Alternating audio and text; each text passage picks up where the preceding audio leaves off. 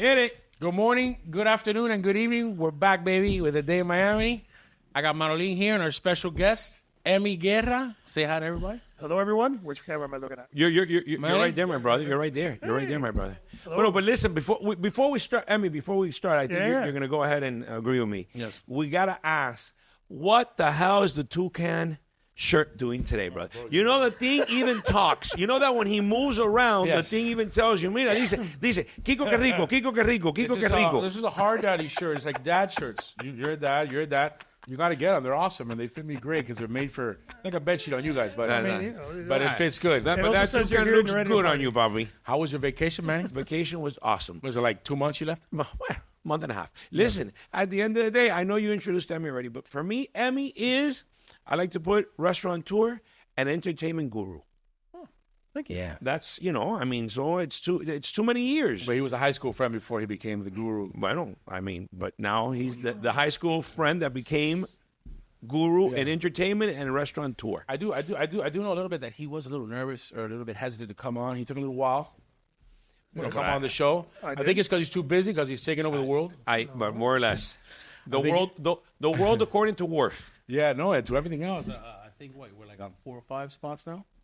We have 5 spots open and a few on the pipeline. Before we get into it, let everybody know who you do and what you do. My name's Emi Guerra. I'm co-founder of Breakwater Hospitality. We own the Wharf, Regatta Grove, Pier 5 at Bayside, Carousel Club, John Martin's, and hopefully a few other places coming up. And Wharf Miami, obviously, which is close. Do you see why I said now entertainment guru and restaurateur? Yeah. I've been to all his spots. They're great. Regatta Grove is a little tough in the summer. You got to get by a fan, but Emi always provides me a fan. Yeah, you got a few of them there. Because the heat is pretty hot. But in the fall, it's beautiful, and you do have that ocean breeze, right? No, we have an ocean breeze. We have these giant, big-ass fans. They're pretty good. Those fans are awesome. I mean, that's an actual brand. Yeah. Expensive as fuck. But, but they move We're a lot of plugging air. big-ass fans. They are. They move a lot of air, and it makes a big difference. But the breeze actually does it. You've had a lot going on the last year or so. You got a baby. Yeah, I got, I have 2 kids. My daughter's 4. My son is 1. That's the new one. Being a Hay que dad seguir trabajando. Yeah, no. Se compró casa nueva también. It's been a dream to the house, too. Bueno, like, look, the being a dad is the most, is the best thing in the world. Absolutely, man. You want to say something? No, it's the most rewarding thing. I mean, behind the cameras, I got mine here today. Yeah. I brought mine to. He couldn't stay home, but Junior. Can I stay at my house today by myself? No, your ass is coming with me to the office. Yeah. For me, it's an honor to have this guy here because we grew up at the same time. We did parties, promoting and all that stuff. I used to be in the late '90s and early 2000s. And now homie's got like 6 fucking restaurants, like massive restaurants. Like I couldn't be so proud of him, and he's still the same guy, and his brother's the same. We just did a little Chamber of Commerce thing last week. So for me, it's like my favorite guest from all the guests because he's really been like from the beginning, and he's the same person, and he's been super successful and still trying to. So I congratulate you, bro, big time. It never stops. It never stops. Well, but on that note, so to all of our viewers that we know who Emi is, and you explained to Emi, what was it? What was the drive? What was the thing that Emi said, this is the route that I want to take? Even though, I'm from the school of, like, you do what you love. And at the same time, like Kiko said, back in the day, you were promoting this and that. I mean, I'm so much older than all you people. I mean, in my days who were promoting was people that are not in there today. But at the end of the day, that's what you started. That's what you wanted to follow. For all those people out there that are saying, coño, I want to do a restaurant. Coño, I would love to do a club. What was it? What was the drive that Emi Guerra had that said, this is what I want to do? I think it started in, believe it or not, high school. Yeah. And I went out one night. What shout out? What high school? I went to Columbus. Okay, Explorer, there you go. 100%. There you go. My son Explorer. Yeah, there you go. Future Explorer back here. And you listen, it was like graduation. I think I threw a big party, and the motivation behind it was that I went out one night and I was broke and I didn't have money to go out, and like I paid $10 to get into the club for myself, another $10 for the girl I was with at the time, my girlfriend, and I had money left over for a Diet Coke or for a Coca-Cola, and that's it. And I'm like, bro, this sucks. Yeah. Bro, this sucks. And I look around, I'm like, everyone's having a good time, and then I see like there's a line of people, everyone's paying to get in. I'm like, holy shit, somebody gets to keep that money. I'm like, I could do that. So, I decided to throw a party, and I I always try to be nice to people, and back then it was different. So you had to make phone calls. You call a couple hundred Big people. time. They all show Yeah. up. It was You hard make some work. flyers. You print And it out. some flyers, 100%. And people show out. I made some good money. I'm like, holy shit, I could do this. And I did it a couple times, and big parties got bigger. I took a lot. I took one major loss. It was, oof. Well, Actually, I took 4 big losses. I've lost everything 4 times along the way. Really? Yeah, look, I like to say, and somebody told me it took me 25 years to become an overnight success. yeah. And every single day I feel if I'm not working at it, somebody could Yeah, take you got it, especially in this city. No, there's somebody working harder than you. If you're sleeping, somebody's working harder. They're trying to take it from you. Yeah, absolutely, right. So, anyways, the motivation became to answer your question, Manny. When you put something like that together and you see everybody having a good time, Yeah. I felt good. And the way I am, I like to be around people that are always in a good mood. Yeah, good vibes only. Like if you're in a good mood, You're in a good place. if you're in a good mood, Yeah. I like to be around people in a good mood. I don't want 100%. negative energy around you, right? So when you're going out, when you're going to a club, at least back then, and going to a party, everyone kind of the daily stresses of their life, or they have friends that are sick, or parents, or whatever, or they have problems with their bills, or whatever drama they have in their life. But they go out and they step in the doors of that club or that bar or that restaurant. Transformation. A lot of they leave it behind and they gotta get lost in the music. For sure. And they dance or talk or whatever it is that they do when they go out, have a few drinks, etc. So in general, most of those people are in a good mood. You every once in a while you get an angry drunk and you're like, okay, that guy, don't hang out with him. Right. But for the most part, seeing those people having a great time. So you do have those moments throughout the evening where you just kind of look at the dance floor and the area and say, I'm saying, like We did it. At least still happens for you when restaurants. When I had the big clubs, when we had the big dance clubs, and we were doing the big DJ thing, and we were on that. When I was doing that, which is basically almost 20 years of my life. Yeah. You would sit back at the DJ booth and you look out and you're like, okay, you helped You put this enjoy together. it. Yeah. And that brought me pleasure more so than the money. Eventually, you can make money. Success, but yeah, the money's gonna come. The money will come if you do what you do and you love it, and you do it right. I think that's just so you hit it, bro, because you just talked about something that just takes me back. I mean, I always say, some people, my kids are, bro, you live in the past, bro. But that past, that was the best, bro. Those years, like you say, you go to the club, you leave everything behind, you transform when you just heard the music. Yeah. You didn't even have to have so many drinks. You had 1 or 2 drinks, but the music was another thing. You would just, 2,000 drinks. No? Just 1 or 2 drinks, but just straight up. It was just something that you would transform. And the fact of you saying that is great because, I feel sometimes we're missing those places again. We're missing that vibe. We're missing those clubs. And I feel that you have really, I know, but I think Emi has tried to recreate a lot of that. Well, I think the reason why people used to go out and sorry, let me say that again. I think the reason people went out, let's say 20 years ago, was different than the reason that they go out today. 20 years ago, you had to go out to see friends, to hear good music, to pick up, good point. To meet, girls or guys, to get a chisme from other, from other schools or circles of life, to see your friends, to see what's up with fashion, all that stuff. You had to go out. You had to leave your house because you weren't getting it. I mean, you couldn't listen to electronic music.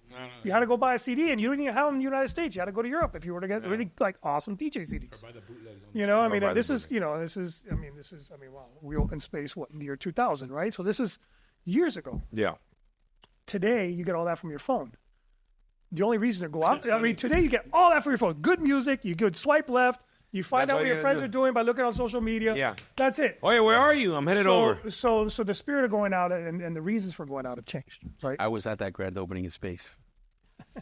2000. And Well- Tours 12 had launched that day as well. It was And we still lost you in It was space. Thursday. No, I got a DUI that night, but it was fun.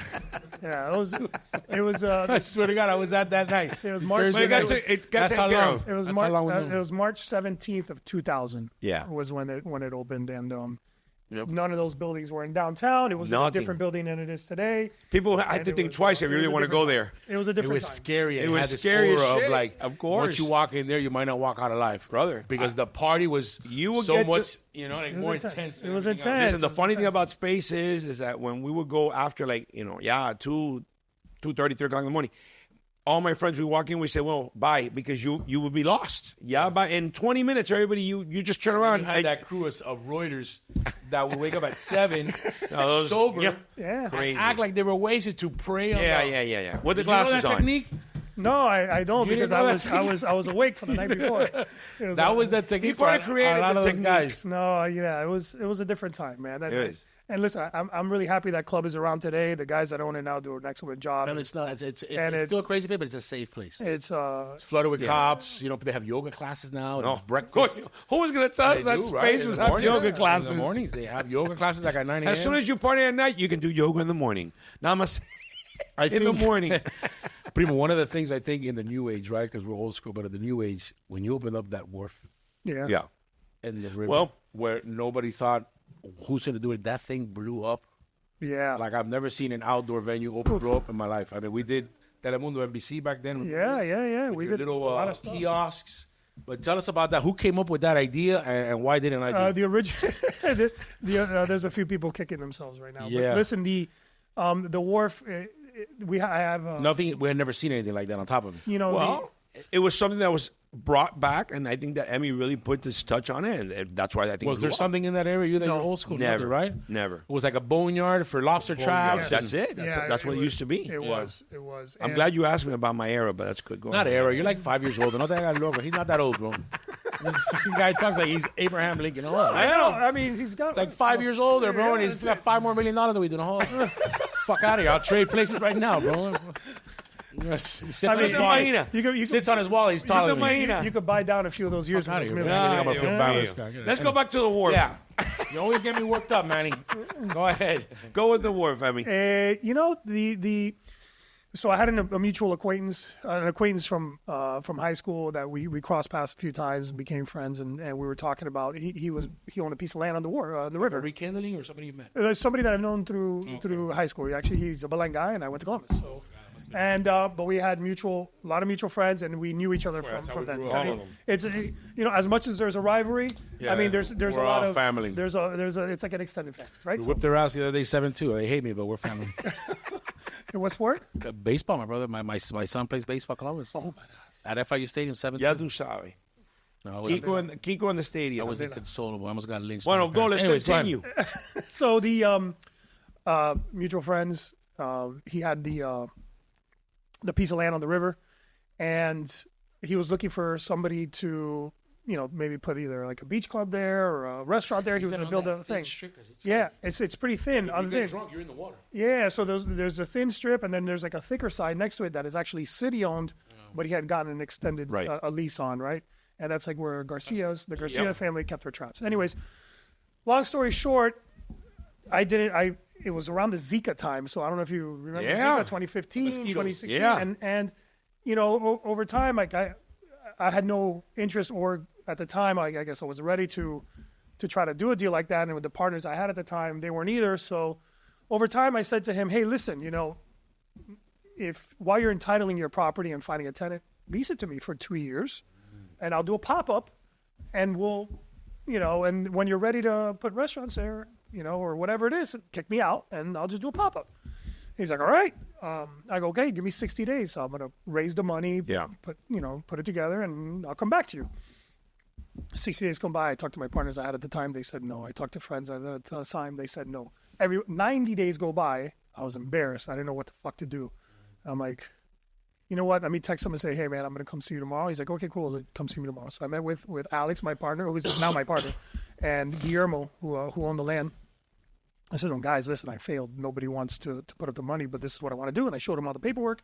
I showed him numbers. I showed him even like more other details. I already told him broadly. I mean, I had sketches, like the napkin sketches, of like, Yeah, those are this the is best, by the way. The tent's going to go Those are the here, best. food's going to go here, like if anybody wants to do it, I don't even need to know the majority of it. I don't, I want to see this happen. I think it'll do good. I think people will dig it. And then, what happens. So I left him all the paperwork. He's like, "Hey, man, sorry it didn't work out." He shook my hand. I thought nothing else. And I was like going through a transformational period in my life. I didn't know what I was going to do. I had filed bankruptcy I was like in a different space. I had filed bankruptcy because we had sold space. I had a big music festival that went south. I had personal guarantee. Like, it was just like a mess. And I was just doing soul searching and cleaning up my life. And I got a call a week later, and he's like, "Man, what if I put up the money?" I'm like, "Let's go." Let's do it. So we met up. made the deal happen, and Rest is history. the rest is history. We got the place open, and it was, we did 1 million people in 13 months. That's crazy. You know, That's crazy. And That's the crazy. city helped you out there? Were they a little bit yeah, the city. You look at the city of the city of Miami is tricky, to get things done, but But what municipality is it? but I would tell we you- went through this yesterday. but no. I think it's tricky, but I believe there's a lot of people there that want to help and see the city do good, and like any growing business and any growing entity, our city's growing, and there's going to be growing pains. Yeah. So I think that's what's going on there, but not to dwell on that. But it did really well, thank God, and then And then what happened? It went away. no, it didn't go away. Well, basically, yeah, I mean, but a lot happened in those 6 years. I know. In those 6 years. You had a great run. You had a great run, and then we got a phone call. I got a phone call from Nitin Motwani, who was a developer of Miami World Center. Him and his brother Dev Motwani. He's like, hey man, my brother. You used to, when you do the parties, when you used to do your parties at Live, he used to party with you. I'm like, oh yeah, I do know your brother. All right, go meet him in Fort Lauderdale, man. We have a piece of land. Maybe you guys want to do a wharf there. I'm like, all right, go meet him. Long story short, met him. Love the guy. And Nitin and Dev. I mean, Dev is incredible, and Nitin as well. Those guys, and they're like, I went to my partner Alex, my partner at the Wharf. I'm like, listen, I'm not going to do this without you. You're my partner. Like, Right. We got a great thing going. Why, let's just start a hospitality company and more than just one spot, and let's see if we could take this sort of new form of hospitality and see if you can make it grow. And we did, and it was. That's how Breakwater was born. And that's how Breakwater was born. And I think that the inspiration from that is I like to build places that I would want to go to. Right. And Well, that's 100%. and if you think about when we used to go out to nightclubs, it's kind of very aggressive, maybe let's call it. It's a word, or intense. Yeah. And there's like ropes and there's like massive cover charges and stuff like that, and that's a great business model. But for me, I think I wanted something different, right? I wanted to be a little less headache. Like, man, I just want to go out for a drink. Let me in. And I want to hear. You want to spend the money? Just sit down and right. Don't tell me how much I need to spend. Correct. I mean, don't get me wrong. Yeah. You do have to Right. put some minimums, but for the most part, don't tell me. What how if much you want a table service with a bottle service? That's fine. That can still happen. But don't tell me it's going to be $3,000. Correct. Right. So, Correct. So at least that's how I felt as a local. What I would want to do at Right. that phase of my life, right? And that's the cusp of the ethos behind all the places, and it's worked out well. So staying on that, because you just mentioned the whole Wharf in Fort Lauderdale, we got a question that was said. What's the difference between the crowds, the Fort Lauderdale crowd and the Miami crowd? Obviously, the Miami crowd's a little more dynamic, right? It's a little more Latin, let's say. Más loco. Listen, let me tell you All something. around that. Sí, también. Es lo I que don't te know about digo. that, man, because the people in Fort Lauderdale like to party. Yeah. They drink. No, they like to party. And to be honest with you, it's great energy. Like, it is great energy. I have no... I feel like if I go to Fort Lauderdale, I have to rent somewhere. You'd never go to Fort Lauderdale. I said if I go to Fort Lauderdale, I go more to Orlando I than I go to Fort have to rent and stay in Fort Lauderdale because it's just you get. I mean, It's a good question. to Being a be trio, drinking and doing all that, it's something you want to stay there. I mean, listen, Fort Lauderdale has a tremendous nightlife, I know. Fort Lauderdale has great bars, good restaurants. tremendous restaurants. And the people there, we're next to two amazing buildings next door to us. And I mean, I remember we were building the place. We had opened the Wharf, and the places were just being built. And the way they marketed to those buildings was with a massive billboard that says, I can just imagine those poor people. "Too drunk to drive, stumble home." Now leasing. Like it was. Damn. What was that restaurant that was like right in front of there that I think Mendine had? Well, Mendine, we had had a little deal Rivertail. there? We recently closed Rivertail, and it's being reconcepted, and we're partnering with a new restaurant group. And Mendine was great. I think the food was phenomenal. Yeah, he's one of the. I think what's happening with the restaurant business today is It's cool. Yeah, it's great. it's crazy. I mean, places you never thought would close are closed. I mean, we're fortunate enough that we were able to reconcept and Is your do food something cost up? Food costs are up across the board. I mean, it's just what it is. The cost of doing business has changed from your liquor supply to the you can imagine the guy driving it, the guy making the bottle, Everybody. the guy making the juice, whatever it is, like it's all gone up In some cases, double, right? Some cases 25%. So as a business, what do? Do you pass on that on? I mean, you technically need to pass it on, right? Yeah. But you also don't want to price gouge either. So I still believe what we've done, which is great, is we've maintained our original prices, maybe gone up $1, right? Like it doesn't. If you compare our pricing today from like 2018, 2019, it's more or less nominal. the same. Yeah. Maybe $1. Like honestly, it's literally maybe $1. So one of the biggest things that I loved what you guys did was coming back now here to the Gables, an iconic spot. And again, my time Friday nights, John Martin's was a place to be. I mean, you couldn't walk into John Martin's. I mean, literally by a certain time. I don't know where he's at nowadays, but you have Papi in the back. He was the valet guy. Te parqueaba el carro. Te resolvía. That was that. You could even if you didn't have access to the back through freaking John Martin's, no podías resolver. And the fact of what you did with John Martin's of bringing that brand back, and the fact of making John Martin's again a place for everybody in the area. I mean, it was a neighborhood bar in the Gables for a facelift. It was great. I mean, and John, I still won't go for a soccer game because I ain't getting a chair. I'll watch it from home. No, but the still. other day I went and they couldn't. I was like, food-wise, everything. I mean, we go all the time here on the whole thing. Food-wise, spectacular. It's great. Thank you. What was it? What made you? What was behind the concept of you guys bringing John Martin's back? Well, I think the opportunity arose. They had unfortunately they had closed during COVID. Right in the beginning of COVID, their lease was running out. The guys are getting a little old. One of the first yeah, ones. the guys are getting a little older. They had the place for 30 years. Yeah. So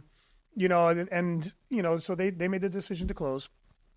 And it was presented to us like from a real estate perspective. Do you want to lease this out? Maybe put a new concept there. And we looked at it and we're like, well, no matter what we call this thing, they're going to call it the old John Martin's. Absolutely. Everybody's going to go, where are you going to go? To the old John Martin's. Yeah. They're going to call it the old John Martin's. Well, I don't know. I don't know. ¿Qué es esa mierda? That's John Martin's. The old John Martin's. And then That's not Kiko's. I think I said a joke to my partner Alex. I go, hey man, well, let's just call it the old John Martin's. And he's like, wait a second, bro. Let's just call it John Martin's. Let's see if we could talk to the guys and call it John Martin's. So we were able to set up a meeting with Martin Lynch and we worked it out, and those guys are amazing people, man, and the history of what they put to, and they put, I think the inspiration behind that, and I was going through something because I had just had a daughter, and they each put 3 kids through college. Thanks to John Martin's. Thanks to John Martin's, right? So they put 6 kids or something like that. And Manny Alfonso was every Friday. Thank you. I mean, you probably paid some tuition there. So that was motivation for me. I'm like, okay, this is a place that could be around another 30 years. It doesn't have anything. Like I don't even want, I don't care to be known as an owner or anything. I just want the place to look good, and I want it to make people happy and have a good time, etc. So. It's been great. The city of Coral Gables has been great with us. The people have been great with us. It's been an adjustment because their clientele also got older. So it's like, how do you introduce new clientele to an older place, right? Yeah. And then you see like, there's other bars around town that have gone through ownership changes or are going through ownership, like the Duffy's guys and a few others. And you hope to see these old places continue. But anyways, the motivation for us was, how do you keep tradition going, do something for community, and do something that we like to hang out at when we're not at our other big places. 100%. 100%. I think that was so strategic, so well made, and the fact that you guys were able to sit down with Martin and just bring, revive the old with a little bit of the new and keep that iconic place in Coral Gables. I'm glad you said take something old and make it new. Yeah. Let's talk about Bayside. There you go. Ooh. Absolutely. Which is now called? You see how I set that Pier up? 5. Damn, no, what the hell? That was set up, man. Primo, that's a big Bayside. Either you love it or hate it, right? Yeah. No. I mean, when it first opened, we loved it. Everybody. It was really no other places. Yeah, back in and then after, it was like go anywhere but, right? Tell me. It was 1987 when it opened. You were like 30. Yeah, there you go. Well, because he keeps saying he's un viejo, no? Wait a minute, if you do the numbers. It's there. It's there. No, it's there. No, bro. No, you weren't 30. Oh, yeah, there were some good little clubs at Bayside. No, there was some good. There was some. When it opened. Locura. At the beginning, it was a little tourist locura, but it had also for a lot of people. The sludge smell. ¿Te acuerdas when that thing would back up and it smelled like dead bodies? I remember everything, bro. Yeah. Now, knowing all that stuff, how do you decide I'm going to go in and fix everything? Well, listen, I It's a think- massive Well, problem. how did that come about? Well, Yeah. look, the same person, Eric Paso, who's a partner with us, who had actually, he's the one that presented the John Martin's deal to us as Right. well. He says, I got something for you. And he became friends with the ownership of Bayside. He took over the Hooter spot and he did Black Market. Okay. And it's remember. yeah, and it Massive does bar. great. It's the up top there. And he, I think there was like a change in mall ownership. They wanted to revive the place. There's Cañita up there now too, right? They have Cañitas up there. And, Bernstein, yeah. and Nicky Jam spot too, right? Yeah, they have. Yeah. They Well, have, then I know people make a line to go to Nicky Jam's place for Do they breakfast. still though? I don't know. I think they're going through some remodeling in I the think they dining are. room. I think they are. But they have. But they still could do a good job. Yeah. In general. Look, and when it was presented to us, we're like, well, I don't know. I mean, we only like big places, et cetera. Then we were able to work it out and get essentially almost an acre, the whole middle of Bayside. Where the stage was and everything in front of it, and it worked out. It worked out pretty well, and I think the motivation behind that is when we were kids. I was 11 years old when Bayside opened up. And again, my parents. Same age. Yeah. Listen, my parents working hard, didn't have a crazy amount of money or anything like that, but they would take myself and my younger brother It was Eddie. an outing. It was an outing. They would take Bayside was an outing. Yeah, and listen, but they would take myself. I was like 11 years old. My brother Eddie was 8. We'd go walk around. They'd go upstairs to the food hall. Yep. We'd get the free bourbon chicken that's on the side. Yeah, because yeah, you couldn't yeah, really yeah. like. Wearing Cavaricci cheese? No, they wouldn't buy me Cavaricci's, bro. We had Fuddruckers. I know, We had Fuddruckers here. Capizio shoes. Yeah, with the little metal tips. Yes, sir. No, I didn't. Now we're going to crayons and everything else. no, And the I didn't. Tonsatons too. No, I'm not that old, man. No, they would never. They were like, no, we're never buying you those pants. Anyway, so. Come on. Anyway, so we would walk into the food court, we'd do the thing, and then go downstairs. And my parents would stop by the stage. My brother and I would kind of sit on those little bleachers and kind of mess around with each other. Yeah, me too. And they man. would do like 2 or 3 little sauce, and they'd take us. We'd go home. That's it. But it was an outing. And that was their When Saturday Hard night. Rock opened, that was pretty cool. When Hard Rock opened. That was pretty cool. Before was, Hard Rock, there was a huge, very famous restaurant in that area. I forgot the name of it. the one that they Before treat you Hard bad, Rock. ¿cómo se llama? No. Is it like where that was? I forgot the The name. one that now. they insult you, remember? But again, I'm telling you Dick's. because I would go there with my parents and my cousins and everything. That And was we would under- go there big time. And they had a tremendous Spaniard restaurant in Bayside that a very famous restaurateur guy here in Los Angeles, he already passed away too. His name was More. And he owned a lot of restaurants here. And he opened a great tapas. It was tapas. It was called Las Tapas, and they always had a little trio and the whole thing. Musiquita. I would always go, to your point, I would go with my parents over there. That was a big outing to go to Bayside because you were by the water. Everybody liked the little water, and everybody liked the food, and you would just enjoy, eat, and then just walk around the place, have a daiquiri and stuff like that, listen to the music, and that's what Bayside was all about. So I agree with you with a lot of the fact of tourists, but there was a lot of locals, to Emi's point, when he would go with his parents. Yeah. How is it now? That's all changed. So, well, I would say it's all changed, but yes, it has changed. I would say it's 80% tourists, 85% tourists, 15% locals. I think there's certain times where there's more locals, maybe like Saturday or Sunday, a Sunday during the day or afternoon. The let's call market it. still gets pretty You full, know? right? So yes, it does. I mean, just the people walking through. I Right. mean, there's a lot of foot traffic. Yeah, I mean, there's I a know. tremendous amount of foot traffic. So that sort of nostalgia is like, I think this is, and then speaking to my partner, he had very similar memories too, Alex, and we decided that hey, let's make this try it legacy out. last another, Yeah. hopefully we can make it last another 30, this place cranked for another 30 years. We have a business here for 30 years. I think that was the motivation behind it, sort of that nostalgia. Another story for Bayside, at least for me, was my older brothers, Alex and Tony, who I worked with. Yeah. We all worked together. They when I was a kid and I was like, again, 12 years old, they would take me to Hooters and we would have chicken wing eating contests. And Me that too. was I won the one in the Grove. like it was. Doesn't surprise me. I won the one in the Grove, 58. It was. I threw up, but whatever. Yeah, that orange grease got to me big time. Yeah, the 3 Mile Island, I believe. Was the sauce. Bomidera orange.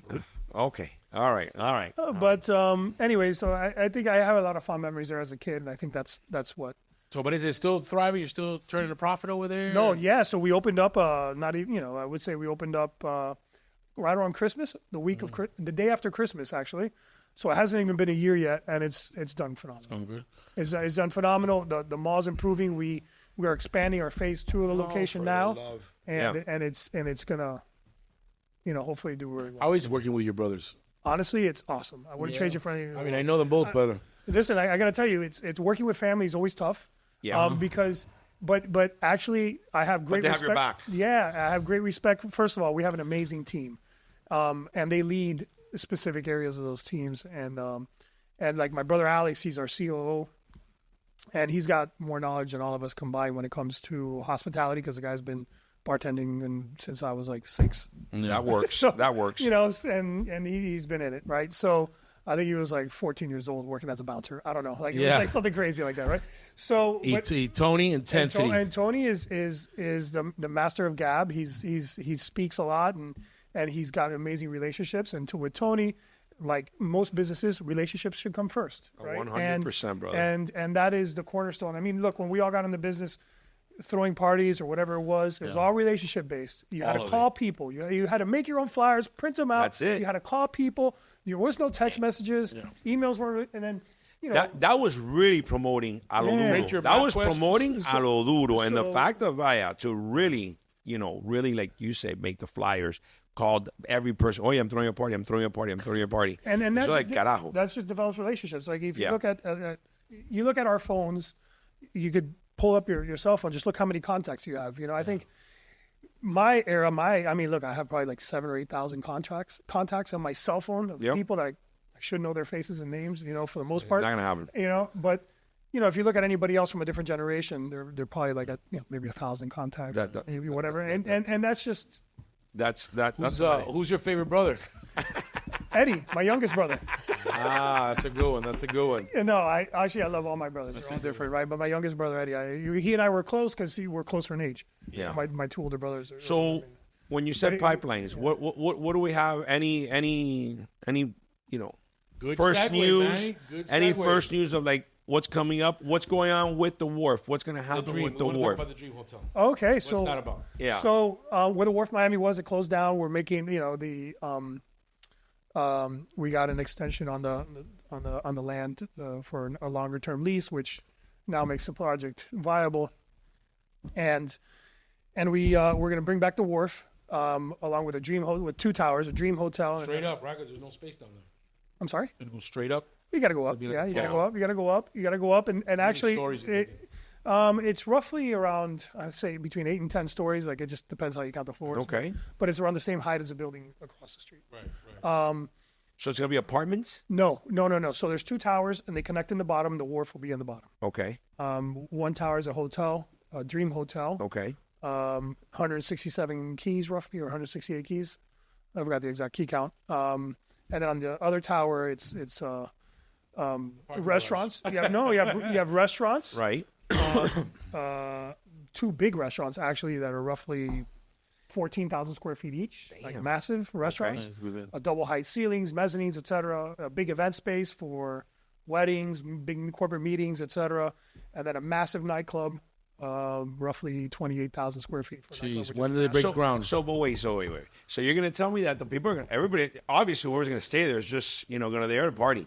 Maybe, yeah. Coño, hopefully, yeah. I mean, who the hell's going to stay? That's the idea. I mean, at the end of the day, every age demographic, we're spending a weekend at the Dream Hotel, brother. Between the Wharf, the nightclub. I mean, there's also I love the idea. On top of the nightclub, there's a big day club as well. A day club. Day club pool. There's no reason for you to leave. When do they start on that project? Well, we've started. We're in the permitting process and drawing out plans, et cetera. Just going back and forth on that thing, and we're ready to put piles in the ground. And he's saying right now there's site work going on. I think that's awesome. I just got back from I just got back from the Mediterranean. I was at beach clubs and this stuff. Like, and I tell my wife and the group where you don't find that anymore here. There's not really that many places. I mean, what used to be, Nikki Beach, you had Nick, you had La Piazza. $900 for you had so many places that you would start, with the parties and stuff, at 2, 3 o'clock and connect directly to nighttime. Yeah. And that's what people want. I think that concept is spectacular, brother. It's better for us, I think that's going to be great. No. We don't have to be out so late. What floor? What floor are you picking? What floor do you want? I'm 5 or 6. Okay. What floor are you going to be at? I think the beauty of that particular project is that we're on the river, and you have 600 feet of linear dockage. Yes. Right? Transient dockage, which is the longest or the most dockage. So you people are going find to be for- able to come with their boat, Yeah. dock, I get think down, the river party. for any major city, when you have a Yeah. river, that's where everything goes around, you know? I mean, it definitely helps. And the It river, definitely Miami, helps. they've done a great job in reviving the whole river. And Now they just got to get the bodies out in the cars and well, we'll be no, fine. a lot of them have been taken out already. No, but what I'm saying is every major city has their own river system where there's a bunch of businesses, and it's about time for Miami to have that, you know? Yeah. Because it's a great location. And Yeah, no. it's not the beach; it's something new. Also, the expansion of the Riverwalk that Yeah. it has to be, it connects everything from, let's say, right around like where Kiki's is, Yeah. all the way to basically Bayside. Like you should be able to walk through as these different nodes get finished. Yeah. Absolutely. The long term vision is that it all possible. connects. Leave my big boss. No, you know what? So I'm going to ask these two questions because, as you and I know, behind the scenes we have our, the one that he's back there. He's itching with the fact of like then he'll bitch at us that Ask the did you questions. ask this question? Because all of a sudden now he's the mastermind. Now he's the best executive producer. He's the best questionnaire guy. So we're going to ask the main questions that we're going to get ripped if we don't do.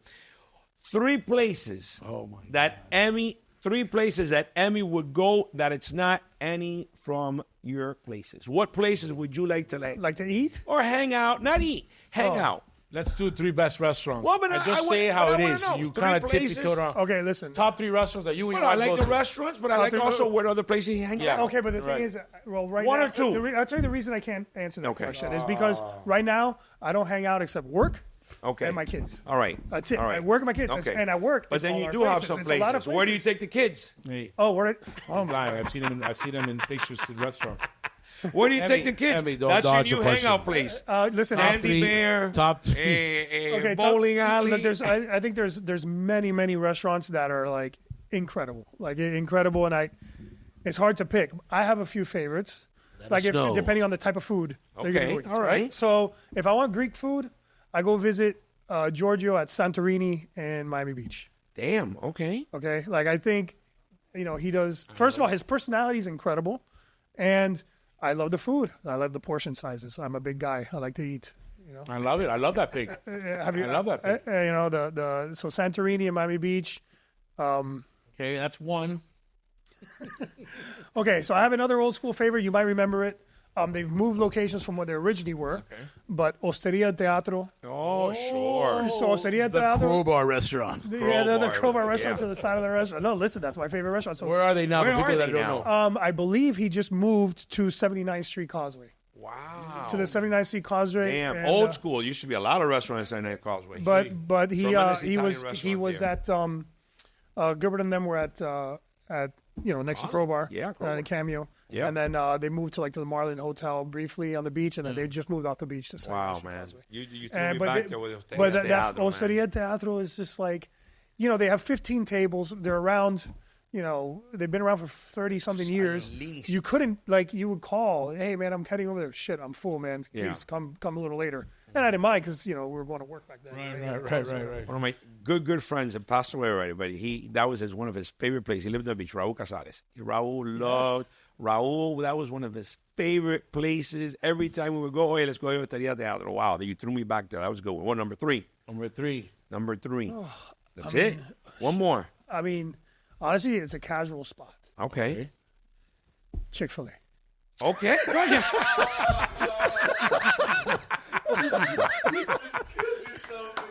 Oh, did you get that, Ben? Chick-fil-A. Chick-fil-A. But I'm with you, brother. I'm with you. Where's my son? He would have said, I double that one. No, listen, actually. Chick-fil-A. No, listen. He must have he lost a lot of weight, but he's still going to need a heart. All right, hey, that's Listen, your pick. no, I your think pick? yeah. Tell me, what's solid about Chick-fil-A? But which one? Because, you're going to hang out in Dayland or Actually, something? I got to tell you, if I'm looking for a cheap meal and I'm on the road and I find one, Oh, no, listen. then I stop at a Chick-fil-A. If I'm ordering, this is my tie, and I hate to do this to him, but the food is incredible. Is my other one go-to for if I want it delivered or whatever, because he's got a great commissary. He ships them out all over town. Is Danny at Sandwich. I just Oh, love. we have I him just- here now? I love. We have Danny across the as well, right? street. Like I you did know, too. and no matter where you live in Miami, he seems to have like a massive. Yeah. He could get it Yeah. delivered to you somehow, so I'm super excited. He's about amazing. that. He's a brother of mine. He's And- coming on the pod next week. Yes. And as a matter of fact, he's opening in Bayside. Bayside. You know, Bayside. so I'm excited to have him over there. That'll be a good one. That'll be a good one. Chick-fil-A. Well, Chick-fil-A. This that's gonna explode because Chick-fil-A. You got another one there that Eddie put down? No, that's it. I'm not reading any more of Eddie's questions. Okay. Let it just be clear. So I asked two of them. Yeah. Emi, anything that we don't know? Anything that you got going on that you want to promote? That you got Listen, going brother, on? just that Dream Hotel for me. I can't No, wait. that's a project, but that's gonna be a while. We're gonna go live. years. We're gonna go live from the Dream Hotel when it opens up. We're gonna do the podcast live from the Dream Shit, Hotel. by then we gotta get a check. No? No. We just got to go prepare that we have to stay. We have to prepare the wives and the girlfriends. Like, oh, yeah, we're staying in the Dream Hotel for 3 days. I think there was one question. No, there was the guy. Yeah, the yeah. Well, how one of them, which whatever is, how do you making your business? How do you prepare your investors with business plans and stuff like that? Where some people wanted to ask in didn't we get that question? Yeah. Yeah. Basically, since you're part of a lot of big projects, Yeah. how is it that you generate investment and how do you pitch investors? So I think when pitching investors, Take them out for a lot of tequila.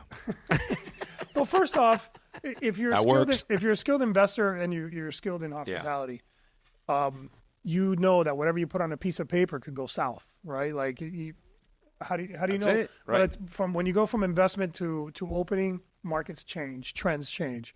So I think number one, the investor wants to believe in the person and the individual behind it, right? So if you have a good reputation, you never screw anybody over, et cetera, and you have a good track record, you're almost betting on the individual more than the place, right? 100%. And then comes the place and whatnot. And I think there's like a couple key things like, under promise over deliver. Don't sell the dream. Speak in facts. Oh, I'm going to do this. I'm going to do that. I'm going to work with this one. Now because we're successful, I have people approach me all the time to invest in them. Some stuff that they want to do. Some of that stuff that they want to do. And I get turned off when people, you could tell that they're talking and maybe they're motivated, but there's nothing factual in what they're saying, right? And I think that's very. You could almost see through it. So you got to talk factual. So yeah, I think when people are talking in theory and or without actual hard facts, and a lot of times they're like, oh, because we have the ability to do this, and this on this piece of land, so that we could do this. And They're trying to sell you the dream without laying out the risks. Gotcha. And when they don't lay out the risks and or they don't lay out the factuals that it's still a pitch and it's still not promised, then the red flags go up. And I think. And to add to that, now when we look at projects, I mean, we've been very fortunate. We have some good partners in some of the projects that we have. But the risky stuff, my partner and I, we take on ourselves. We don't want to lose anybody's money. I've had many failures, which we have not talked about in this podcast.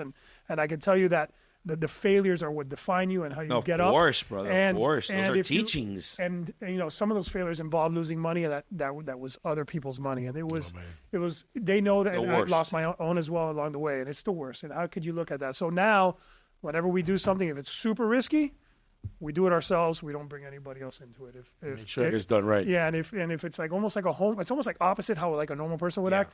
But if you think it's going to be a massive home run, you want to buy some people along the way, Yeah. you do it. Yeah.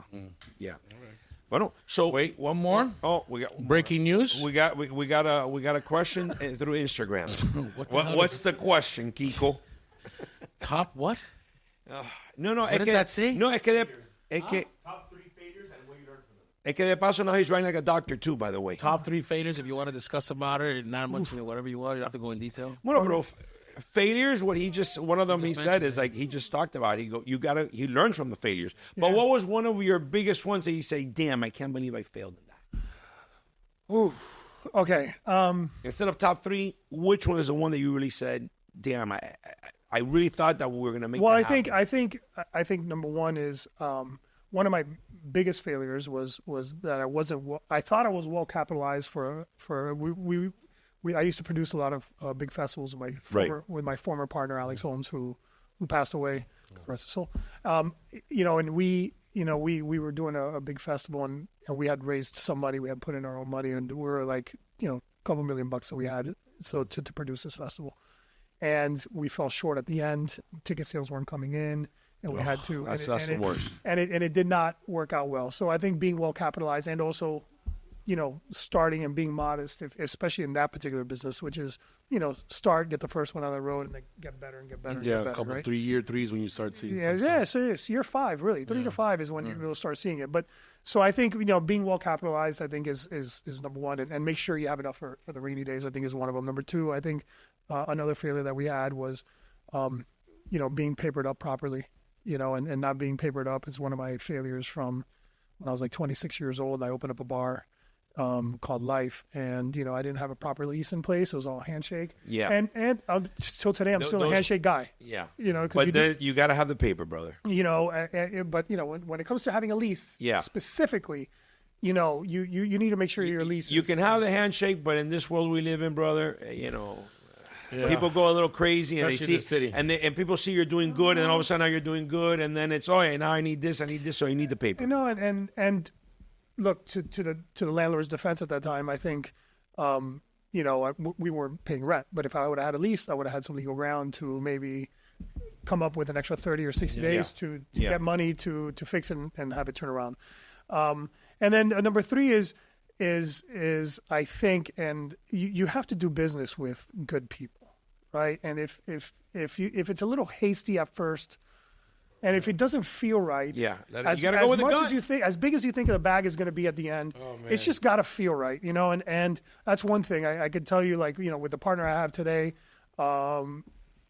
it's just felt right from day one, right? And I've had deals in the past where I've done them, it didn't necessarily feel right, but the story of it and man, if I do this, the hype, oh man, it's going to be fantastic. And those deals went south, and some things about them didn't feel right. And I can tell you right now, if it doesn't feel right, as good as it sounds, I just don't. So could we say you got to go a lot with your gut feeling? You have to go with your gut. You have to go. You got to be able to sleep at night, right? Absolutely. And I've gone with my gut, and I've failed, and I've been okay with it. Okay, that's important. And you just got to get up the next day, brush it off, and start all over again. That's it, brother. Well, let me just tell you this, brother. This was a long time coming. We're glad you're here. You know what I'm saying? This is really, Eddie's bad because he didn't book you, with time.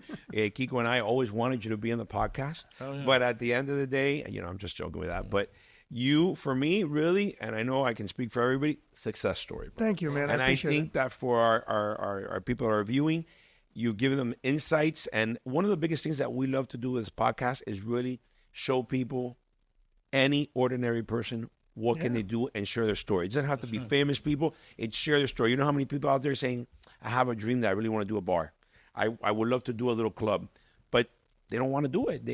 So I think that you talking and giving that inspiration, brother, I think that really has given a head start to a lot of people who are going to be listening to that. So, again, much success. Much success. Chick-fil-A. Chick-fil-A, damn. Sure. And I think that I do want – so back again, the Dream Hotel really struck me. When is that Dream Hotel you think is going to be? I mean, right now it's 2 years, 26. Yeah, I mean, I think it's right like in 26 for sure. Well, by that time we're already like number one in all YouTube and all the channels a day in Miami. In about 2 years. So we will be there live. 2 years. Kiko will be with his Dream Hotel shirt, and we were going to be there, and we're going to transmit live of that grand opening of the Dream Hotel. Sure, next to the Wharf. So proud of you, brother. I consider you a brother. I had a really good friend, and I wish you all the success. I keep grinding, and the city's yours, Babito. Thank you, man. It's keep on growing it, Baba. Keep on growing it. It's been a dream come true, man. Just to think, I used to pass out flyers outside of clubs. Yeah. That's it. My own flyers. And right now, on any given weekend, we got 40 to 50,000 people going inside the doors of all our venues. So you see, and I would not be done if I couldn't give a shout out to our team, our staff, and everyone that does it, that makes the magic happen. Yeah. I might lay out a track or maybe a direction or whatnot, but they're the ones that actually make it happen. And my brothers, the team that we have, the marketing team, the operational team. Cannot be done without your team. The partnership team, awesome. They're the ones that do all the hard lifting. So you guys heard it now. You see, started passing out flyers. You can do it. And working with family works. You can do it. You can do it. Thank you, Bobby. I appreciate you. I appreciate you guys. Thank you, guys. All right. Thank now you, we're going to Chick-fil-A. We're going to Chick-fil-A.